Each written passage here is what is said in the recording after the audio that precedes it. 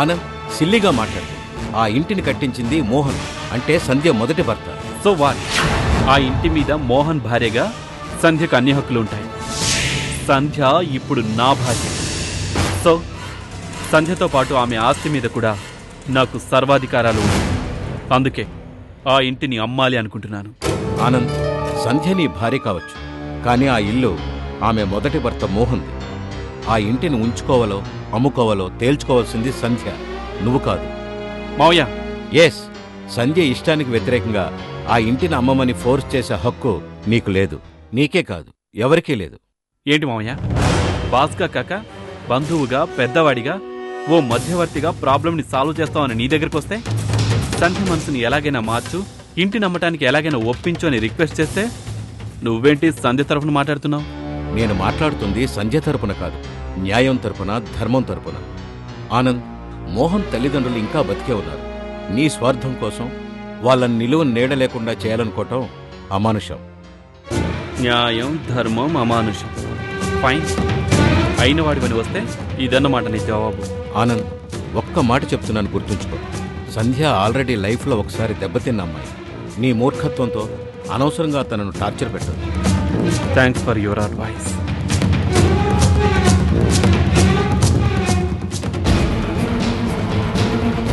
మీ sincere subordinate సంధ్యకి convince చేసి చెప్పండి, ఆ ఇంటిని ఎలాగైనా అమ్మి తీరాలి. నో అంటే మీరే చెప్పారుగా. సంధ్య ఆల్రెడీ లైఫ్లో ఒకసారి విడో అయింది, రెండోసారి డివోర్సీ అవుతుంది. నేనేం చెప్పాలనుకున్నాను అర్థమైందనుకుంటాను. You better understand and make her understand. Okay, good by.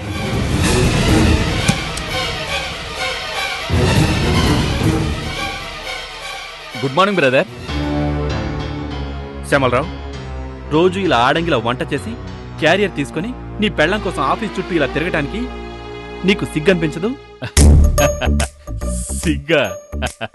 భలేవాడి brother. భార్యకి సేవ చేసుకోవడం అంటే ప్రేమగా చూసుకోవడం అనమాట. నన్ను అడిగితే ఇంతకు మించిన ఆనందం ప్రపంచంలో ఇంకేదీ లేదు. ఆనందం? ఇలా క్యారియర్ మోసుకుంటూ ఆఫీస్కి రావటం ఆనందంగా ఉందా? ఆనందం కాదు బ్రదర్, బ్రహ్మానందంగా ఉంది. అంత ఆనందం ఎందుకో తెలుసుకోవచ్చా? తప్పకుండా తెలుసుకోవచ్చు. ఇవాళ మా ఛాయ గుత్తి వంకాయ కూర చేయమంది. అందుకే మార్నింగ్ రైతు బజార్కు వెళ్ళాను. గుత్తి కూరకు సరిపడే ఇంత సైజులో నవనవలాడే వంకాయలు దొరికినాయి. పైగా కిలో 6 రూపాయలే. అందుకే 2 కిలోలు తెచ్చేశా. గుమగుమలాడిపోయే మసాలా దంచి బాగా కూరి ద్వారగా వేయించా. అబ్బా, ఆ వాసనకి ముక్కుపోట్లు అదిరిపోయి అనుకో. ఇదిగో ఈ గిన్నె నిండా ఉంది గుత్తి వంకాయ కూర. గుత్తి వంకాయ కూర? అదే మరి. గుత్తి వంకాయ కూర ఛాయ, కోరి వండినాను ఛాయ, గుత్తి వంకాయ. చిచి! పెళ్ళానికి వంట చేసి పెట్టడం, పెళ్ళం లంగాలు బాడీలు ఉతకటం, పైగా ఏదో గొప్ప ఘనకార్యం చేసినట్టు పొంగిపోవటం. శ్యామలరావు, నీకెప్పుడైనా కనీసం ఒక్కసారైనా మగాళ్ళ మొగుళ్ళ బతకాలనిపించదా? అంటే ఏంటి బ్రదర్? పెళ్ళాం కమ్మగా వండి పెడితే సుష్టిగా పీకల దాకా తింటే తప్పులేదు, కానీ పెళ్ళానికి వండి పెడితే మాత్రం తప్పు. చీకటి పడగానే పెళ్ళాంతో సరసాలాడితే తప్పులేదు, కానీ లొంగాలు బాడీలు ఉతికితే మాత్రం తప్పు. పెళ్ళాం మనకు అన్నీ చేయాలి, కానీ మనం పెళ్ళానికి ఏం చేయకూడదు. అంతేనా బ్రదర్? అంతే. భార్యని చెప్పు కింద తెరుల తొక్కి పెడితేనే మొగుడు అంటారు, మగాడు అంటారు. మగాళ్ళ బతకడం నేర్చుకో శ్యామలరావు.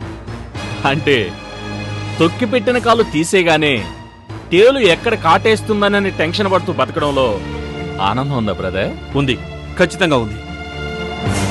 నువ్వు నీ భార్యని కంట్రోల్లోనే పెట్టుకున్నావు కదా బ్రదర్, కానీ నీ పేరులో తప్ప నీ ఫేస్లో ఆనందం కనపడదే. అయినా మీరెలా ఉంటే నాకెందుకు, ఎవరేమనుకుంటే నాకెందుకు? చిన్నినా బొజ్జుకు శ్రీరామ రక్ష అన్నట్టు నాకు మా ఛాయ, మా ఛాయకి నేను, అంతే చాలు. వస్తా బ్రదర్, ఇప్పటికే ఆలస్యమైంది. బెస్ట్ ఫెలో, అయినా హ్యాపీగానే ఉన్నాడు. చెయ్యి.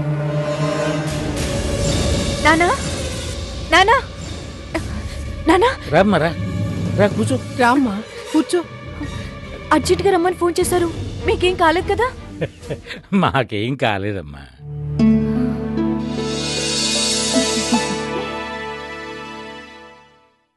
కంగారు పడ్డావా?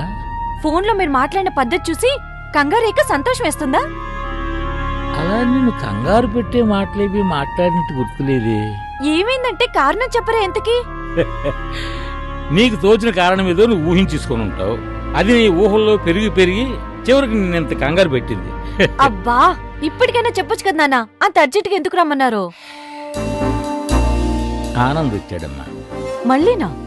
అదేంటి ఈసారి కూడా నీతో చెప్పలేదా? ఇల్లు తనకు అమ్మేయమని అడిగారా? అవును. ఇక్కడ కమర్షియల్ కాంప్లెక్స్ కడితే లాభాల మీద లాభాలు వస్తాయని ఊరించి చెప్పారు కదా. ఈ విషయం నీకు ముందే తెలుసా? అందుకు మీరు ఒప్పేసుకున్నారా? అవునమ్మా. నో,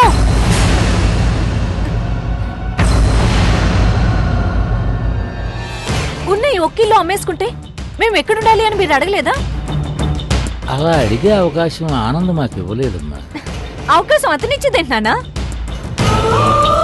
టీ తీసుకోమ్మా.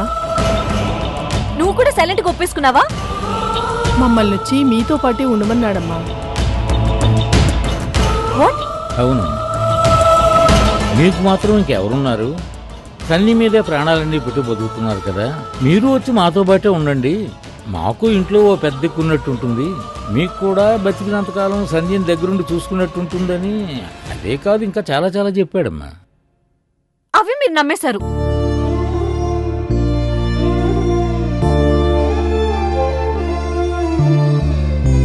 ఇంత జరిగాక కూడా మీకు అతని గురించి అర్థం కాకపోతే ఎలా నాన్నా? ఇదే మాట నేను మీ నాన్నగారితో అంటే వినిపించుకోలేదు. నన్ను ఒప్పించడానికి ప్రయత్నించారు. ఆయన్ని నొప్పించడం ఇష్టం లేక నేను ఊ అనేశానమ్మా. చూడమ్మా, పెళ్ళైన తర్వాత అబ్బాయిలో కొంత మార్పు వచ్చిన మాట నిజమే. అయితే అందుకేవో కారణాలు చెప్పి బాధపడ్డాడు. ఏవో బిజినెస్ పరమైన చిరాకులు చికాకులకు మధ్య అయిన వాళ్ళతో కరుగ్గా ఉండాల్సి వచ్చింది.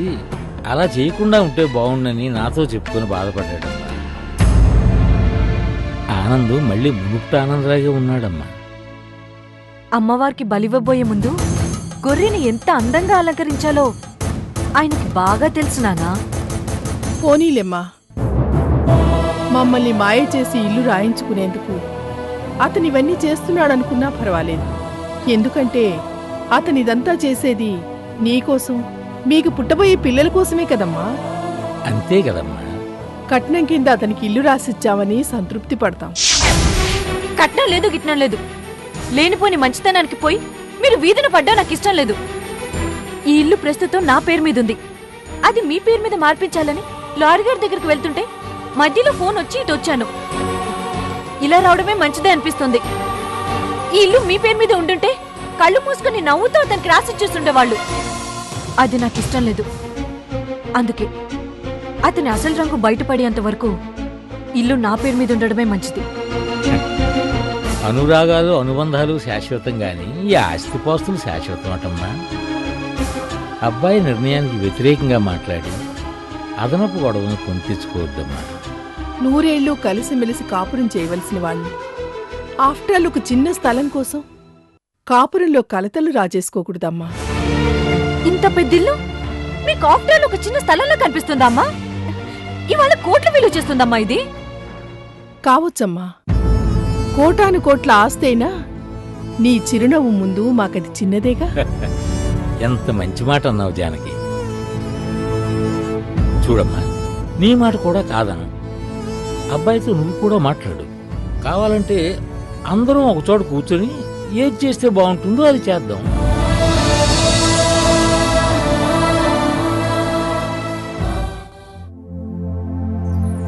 ఏవండి, ఇక్కడ మీరు అటెందుకెళ్లారు? భోంచేసి పడుకున్నానే, మంచి నిద్ర పట్టింది. లేచి చూస్తే నువ్వు లేవు. రమాదేవి పిన్ని వాళ్ళ ఇంటికి పేరంటానికి వెళ్తున్నానని మీతో చెప్పాను కదండి. అప్పటికే నిద్ర పట్టేసింది. నువ్వేదో చెప్తున్నట్టు అనిపించిందిలే గాని నాకేం గుర్తులేదు. సరే అని చెప్పి అబ్బా, పానకంలా ఉంది. అబ్బా చక్కెర ఎక్కువ పడి ఉంటుందిలే, ఈసారి అలా తాగేస్తే పోలా. మీరు పదండి, నేను ఫ్రెష్ గా చేసి తీసుకొస్తాను. ఇలా ఇవ్వండి. సరేలే.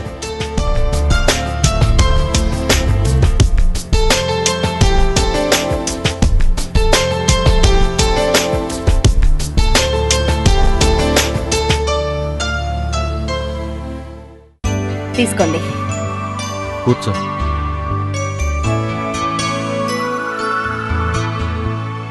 అవును, అడగటం మర్చిపోయాను. వ్రతానికి వెళ్ళావుగా, మన వాళ్ళు ఎవరైనా కలిశారా? కలిశారు. రమాదేవి పిన్ని కూడా వచ్చింది. పాపాయిని ఎప్పుడిస్తావే మహాలక్ష్మి అంటూ ఒకటే గోల. నేను ఈ మధ్య పిల్లల కోసం చేసిన వ్రతాల గురించి, నోముల గురించి చెప్పాను. మొట్టికాయలేసింది.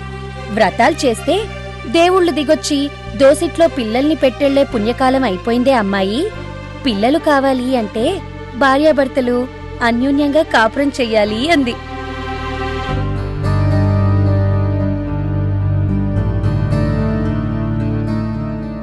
మనకి పిల్లలు అవసరం మహాలక్ష్మి.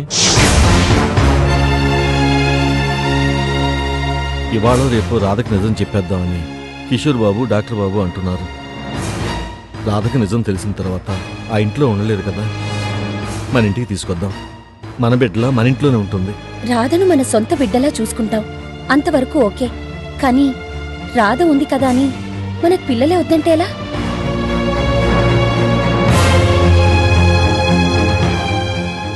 అయినా మనం మాత్రం ఎంతకాలం తన ఇంట్లోనే ఉంచుకుంటాం?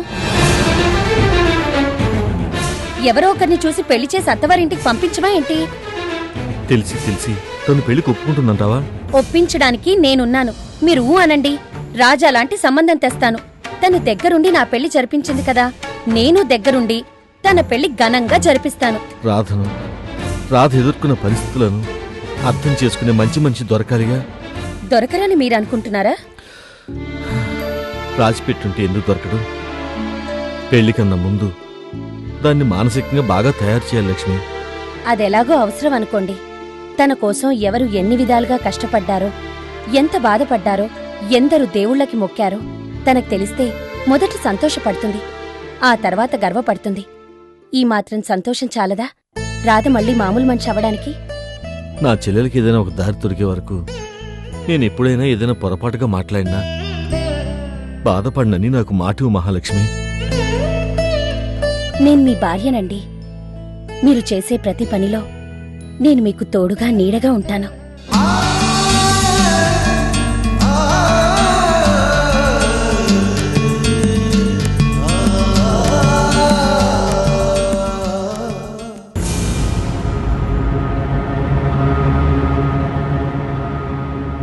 బాబు ఆనంద్. అల్లుడు గారు. హలో మావయ్య, ఇప్పుడేనా రావడం? ఇప్పుడే బాబు. కేసు ఎంతవరకు వచ్చింది? ప్రస్తుతం సస్పెన్షన్ లో ఉన్నాననుకో. అదేమంత పెద్ద విషయం కాదులే బాబు. ఎంతమంది ఎన్ని కోట్లు ఎన్ని రకాలుగా గవర్నమెంట్ సొమ్ము తినట్లేదు. బోడి కొన్ని లక్షలు తింటే వచ్చిందా? ఇదంతా గిట్టన్ వాళ్ళు చేసిన కుట్ర. భోంచేశారా? ఇక్కడికి వచ్చేటప్పుడు బయట భోంచేసి వస్తే నువ్వు ఫీల్ అవుతావని చేయలేదు. రండి భోంచేద్దాం.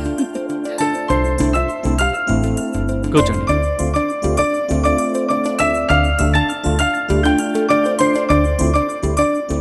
మీ ఆవిడ లేదా బాబు? పనుండి బయటికెళ్ళింది. వాళ్ళ అమ్మగారింటికి గానీ వెళ్ళిందేమో. ఆ ఇంటిని ఇంకా వదలలేదా ఈవిడ గారు? ఈవిడ వదిలినా వాళ్ళు వదలాలి కదా. ఎంచక్కా సంపాదించే పిల్లాయే.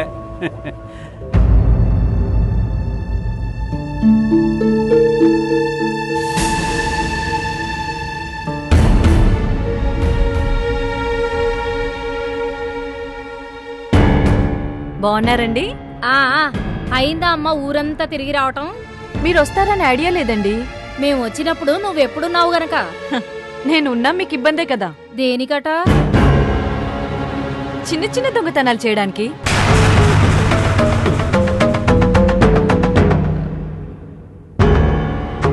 దొంగతనాలేంటి సంధ్య?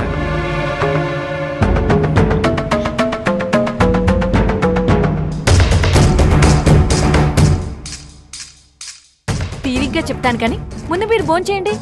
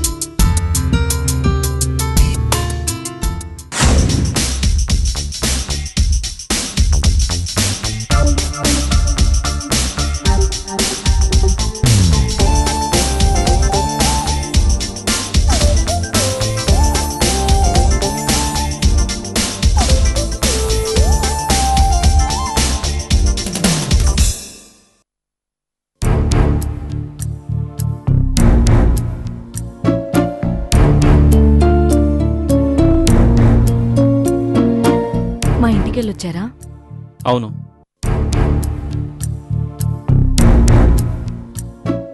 అమ్మా నాన్నల్ని మనతో ఉండమని చెప్పారట? అవును.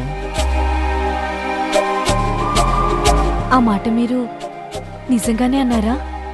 అవును సంధ్య, నీ మీదొట్టు. థ్యాంక్స్. వాళ్ళని దగ్గరుండి చూసుకోవాలనేదిగా నీ కోరిక. అవును. అందుకే ఏర్పాటు చేశా. వాళ్ళిక్కడుంటే మాకు ఇబ్బంది అవుతుంది బాబు. మీరిక్కడే ఉంటే మాకిబ్బందిగా ఉంటుంది అత్తయ్య.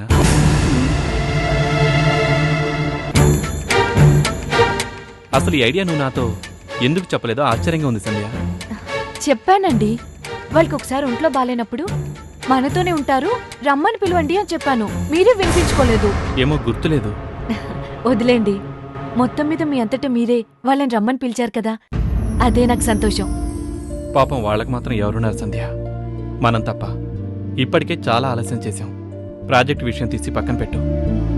అర్జెంటుగా వాళ్ళను ఇంటికి తీసుకురావాలి. మనమే స్వయంగా వెళ్ళి వాళ్ళని వెంట పెట్టుకుని ఇక్కడ తీసుకురావాలి.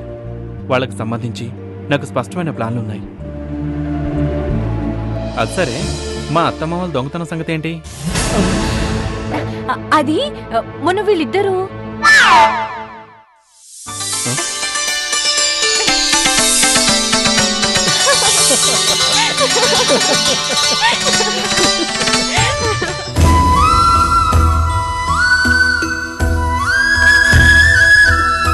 ఆంటీ చింటూ వచ్చారు, రా కిందకి వెళ్దాం.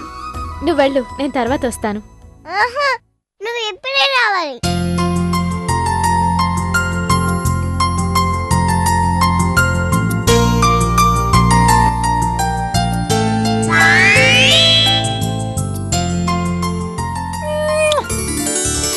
ఏరా ముద్దుల వరకు వచ్చావు, ఒళ్ళు పొగరెక్కిందా?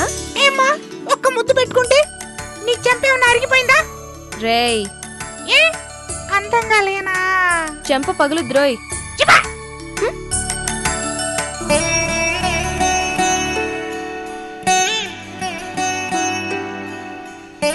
గోపి, రాధకి హాయ్ చెప్పనా? నన్ను అడుగుతావేంట్రా? చెప్పు. Hi Radha, how are you? Gopi, ఏంట్రా? రాధ కొత్తగా కనిపిస్తుంది కదూ? తప్పు, అలా మాట్లాడకూడదు. ఏ ఎందుకు మాట్లాడకూడదు? రాధ ఇప్పుడు చాలా గ్లామర్ గా ఉంది కదా. తప్పని చెప్పానా? నిజం చెప్తే తప్పేంటి? పగిలిపోద్దురా రేయ్. వదురు వదురు. నాకు ఏళ్ళు చూపిస్తే కాలుద్ది.